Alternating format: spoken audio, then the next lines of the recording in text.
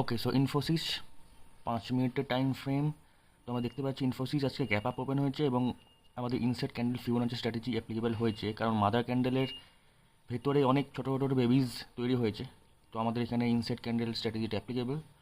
তো আমরা দেখি কোন দিকে ব্রেকআউট অথবা ব্রেকডাউন করছে, যেদিকে মার্কেট যাবে আমরা সেদিকে পজিশন নেব। Let's see. ওকে, সো এখানে আমরা দেখতে পাচ্ছি যে আলটিমেটলি ডে লোয়ের নিচে ক্লোজিং এসে গেছে।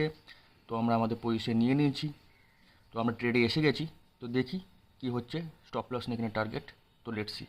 ওকে, সো এখান থেকে আমাদেরকে ট্রেলিং স্টার্ট করতে হবে, যেহেতু নিচে একটা সাপোর্ট এরিয়া এসে গেছে। তো এখানে আমাদেরকে 50% কোয়ান্টিটি বুক করা উচিত।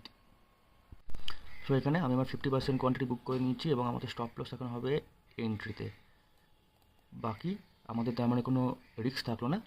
আর বাকি যদি মার্কেট আসে তাহলে ফুল টার্গেট নেব, নাহলে কষ্টে বুক করে নেব।